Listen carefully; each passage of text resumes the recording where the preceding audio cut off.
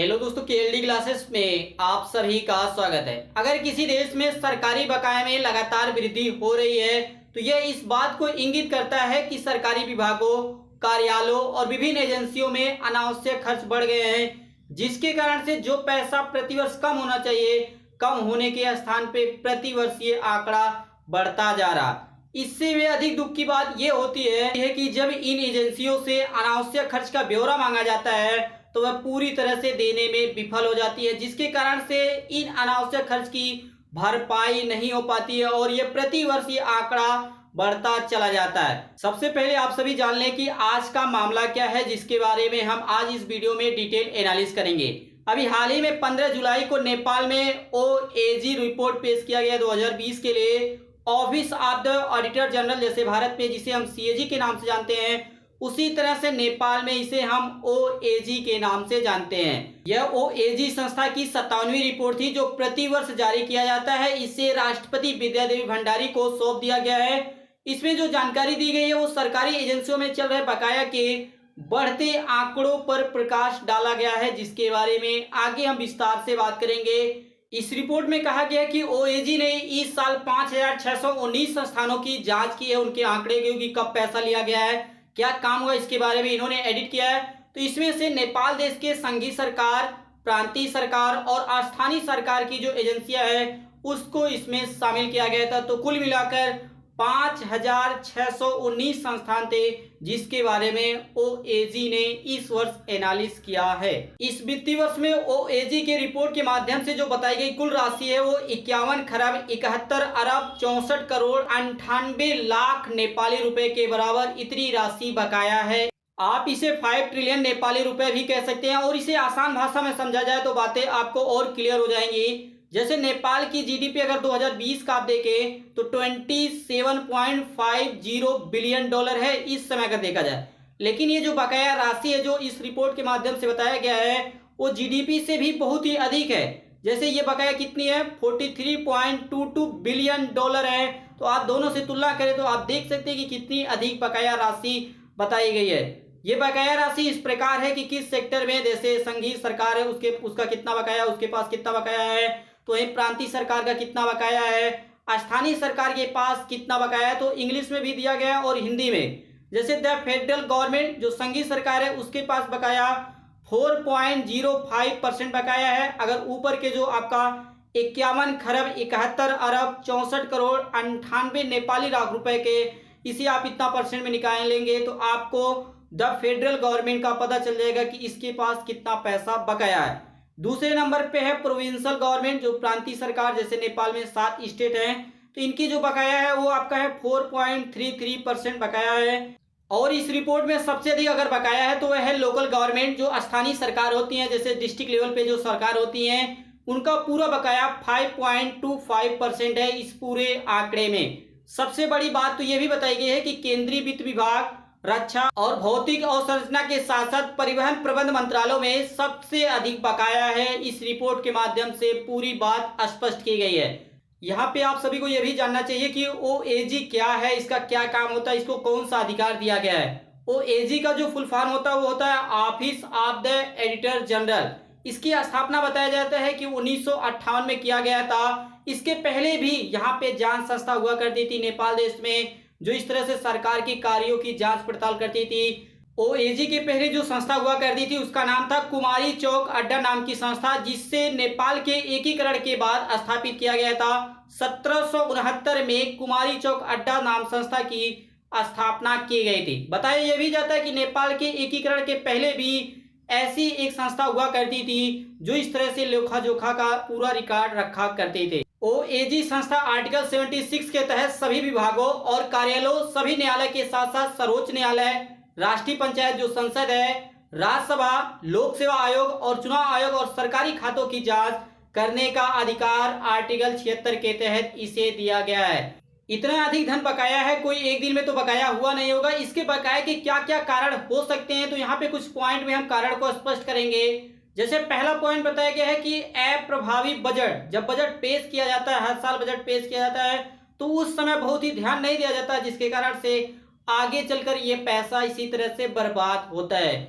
दूसरा पॉइंट है कि खरीद प्रक्रिया में कमी। जब ये पैसा सरकार जारी करती है तो उसके माध्यम से कहीं ना कहीं कोई ना कोई चीज़ खरीदा जाता है, तो उसमें जो रेट कम होता है उसके बदले में हाई पैसा दिया जाता है, तो ऐसे में ये पैसे की बर्बादी होती है।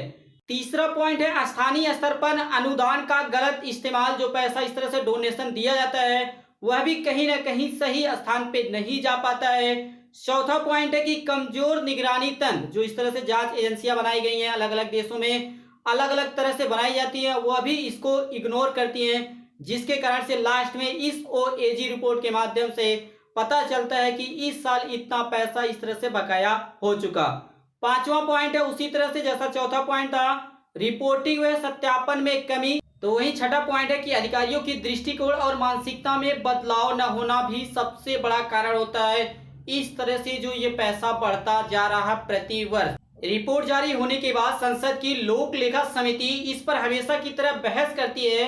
यह फैसला लिया जाता है कि क्या उस मंत्रालय को समाप्त कर दिया जाए जहां पे सबसे अधिक बकाया है, या उसे छोटा कर दिया जाए, या उससे पैसा वसूला जाए। अब सवाल यह है कि इन बकाया राशि को कैसे खत्म किया जाए। जैसे नेपाल सरकार कहती है कि हमारे यहाँ जीरो टॉलरेंस है, कोई भी ऐसा भ्रष्टाचार नहीं है किसी भी सेक्टर में। आप देख लें तो ये जो नीति बनाई गई है ये कैसे पूरी हो पाएगी। इस लक्ष्य को प्राप्त करने के लिए हमें 6 पॉइंट में समझना होगा, जिसे आप सॉल्यूशन के रूप में समझ पाएंगे। एक एक करके पॉइंट को समझेंगे। तो सबसे पहला पॉइंट है, सॉल्यूशन का पहला पॉइंट है डिजिटल पेमेंट। जैसे आप सभी जानते हैं कि 2016 में भारत में नोटबंदी की गई थी, तो नोटबंदी किए जाने का सबसे बड़ा कारण ये भी था कि डिजिटल पेमेंट को बढ़ावा दिया जाना, जिसके माध्यम से ये पता चल जाएगा कि कौन कितने का लेन देन किया है, कहाँ पे किया, उसे छुपा नहीं सकते हैं। तो इस तरह से इसके माध्यम से नेपाल में इन बकाया को कम करने के लिए सबसे महत्वपूर्ण माध्यम होगा डिजिटल पेमेंट। और दूसरा पॉइंट है कि सभी नियुक्त कर्मचारियों और अधिकारियों को डिजिटल पेमेंट के बारे में ट्रेनिंग देना। इसके साथ ही कानूनी, तकनीकी और वित्तीय कौशल की भी इन्हें ट्रेनिंग दिया जाना चाहिए। तीसरे पॉइंट में निगरानी, मूल्यांकन और सत्यापन प्रणाली को मजबूत किया जाए। चौथे पॉइंट में यह बताया गया है कि नौकरशाहों की एक अलग से टीम बनाई जाए जो इसके बारे में निगरानी करे, और अगर कोई गलती करता है तो पूरी टीम को सजा दिया जाए, जिसके माध्यम से इसे आसानी से रोका जा सकता है। पांचवें पॉइंट में यह बताया गया कि कुछ अधिकारियों को ट्रेनिंग के माध्यम से नेपाल की जनता को भी समझाया जाए कि ये जो पैसा है, जो भ्रष्टाचार के माध्यम से, जो आपसे टैक्स के माध्यम से लिया जाता पैसा और इस तरह से भ्रष्टाचार की खेप चढ़ जाती है, उससे आप भी ध्यान रखें कि आपका पैसा कहां पे जा रहा है। इसलिए आप सरकार से जवाबदेही, पारदर्शिता, प्रभावशीलता की मांग करें कि ये पैसा हमें बताए कि ये पैसा कहां पे खर्च हो रहा है। जो बजट जारी किया जाता है वो पैसा किन किन सेक्टरों में कितना खर्च हुआ, कितना पैसा बचा हुआ है। और छठा पॉइंट ये है कि सरकार को केवल ये घोषणा नहीं करनी चाहिए कि बकाया राशि और भ्रष्टाचार के खिलाफ जीरो टॉलरेंस की नीति अपनाई जाएगी। इस तरह के अपराधों के लिए सरकार को चाहिए कि वो कठोर से कठोर सजा दे, जिसके माध्यम से अगर कोई एक बार गलती कर देता है, कोई भी अधिकारी हो, अगर वो गलती कर देता है तो दोबारा कोई भी अधिकारी उसको देखकर दोबारा गलती करने की कोशिश ना करे। इन कार्यों को करने से देश को खराब शासन से सुशासन में बदला जा सकता है। और जैसा नेपाल देश में एक बहुत ही अधिक प्रसिद्ध नारा है, समृद्ध नेपाल, हैप्पी नेपाल, तभी आप लोग देख पाएंगे, तभी नेपाल एक विकसित देश बन पाएगा। इस वीडियो में जिस तरह से भ्रष्टाचार के बारे में बताया गया है कि इतना पैसा बकाया है, उसको देखते हुए सरकार के तीनों स्तरों पे अधिक भ्रष्टाचार की संभावना प्रति वर्ष बढ़ती जा रही है, और जिसके माध्यम से जो जनता को अधिकार दिया गया है सरकार से सवाल पूछने का, वो कहीं ना कहीं कम हो रहा है। जैसे जवाबदेही खत्म हो रही है, पारदर्शिता खत्म हो रहा है, प्रभावशीलता, भागीदारी, वैधता और कानून के शासन जैसी जो बातें की जाती थी वो कहीं ना कहीं इन भ्रष्टाचार के आगे पूरी तरह से दम तोड़ती हुई नजर आ रही है। और इस प्रकार करदाताओं का यह पैसा उनके लिए ही अपमान साबित हो जाता है, क्योंकि वो टैक्स इसलिए देते हैं कि जिसके माध्यम से वो अच्छी अच्छी सुविधाएं प्राप्त कर रहे हैं, लेकिन ये पैसा कहीं ना कहीं भ्रष्टाचार के रूप में खत्म हो जाता है, जिसके माध्यम से उन्हें वो सरकारी लाभ नहीं मिल पाता। कई रिपोर्ट में बताया गया, एक रिपोर्ट है a survey of the Nepali people, जिसमें बताया गया कि देश में भ्रष्टाचार तेजी से बढ़ रहा, चाहे वह नकदी भ्रष्टाचार हो या नीतिगत, क्योंकि जो भ्रष्टाचार होता है वो किसी एक माध्यम से नहीं होता। जैसे नकदी होता है फिर सरकार कुछ गलत नीति बना देती है जिसके माध्यम से भी कहीं ना कहीं भ्रष्टाचार के रूप में उससे हमारे सामने देखने को मिलता है। और अक्सर लोग सवाल करते हैं कि हमारे देश में विकास प्रक्रिया कैसे चल रही है, किस तरह से सरकार मदद कर रही है, लेकिन सच्चाई तो यह है कि नेपाल के 25% से अधिक जनता को ये नहीं पता है कि उनके इलाके में क्या क्या ऐसी परियोजनाएं चल रही हैं जिसके माध्यम से उनको भला हो पाएगा, उनका विकास हो पाएगा। जब आसपास में कहीं पे ऐसे विवाद होते हैं, जब वहां पे लोगों को पता चलता कि अच्छा हमारे पास भी पूछने का अधिकार, जानने का अधिकार है, तब उन्हें पता चलता है कि हमारे क्षेत्र में ये विकास की परियोजनाएं चल रही है, सरकार को यहाँ पे मदद करनी चाहिए, लेकिन वो यहाँ पे नहीं कर पा रही है। तो ऐसे वही हमने बताया कि जो पारदर्शिता है, प्रभावशीलता है, भागीदारी, वैधता और जवाबदेही, ये कहीं ना कहीं नेपाल में धीरे धीरे कम हो रही है। इसे दोबारा वहां पे मेंटेन करना होगा, तभी ये जो इस तरह से भ्रष्टाचार बढ़ रहा, तभी धीरे धीरे कम हो पाएगा। ओएजी ने इसी रिपोर्ट में एक बात ये भी मेंशन किया है कि सभी सरकारी विभाग और एजेंसियां जो हैं वो नए नए वाहन खरीदने पर अधिक धन खर्च करती हैं, जिसके माध्यम से सरकार का पैसा अधिक खर्च होता है।